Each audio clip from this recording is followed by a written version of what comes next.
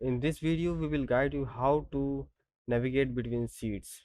Okay, so to navigate between sheet you have two methods. The number one method is, and the easiest one is, simply you have to go in the bottom of the window of Excel sheet. Okay, you can see here.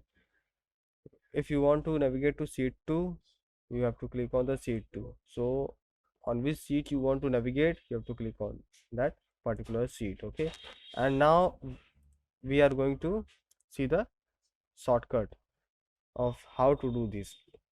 You have to press Ctrl button and hold it and press page down. So see, page down, you will jump to the next sheet. And if you want to go to back to the previous one, you have to press again Ctrl and page up button. So you will go to the previous. So page down for next one and page up for the previous sheet. Thank you.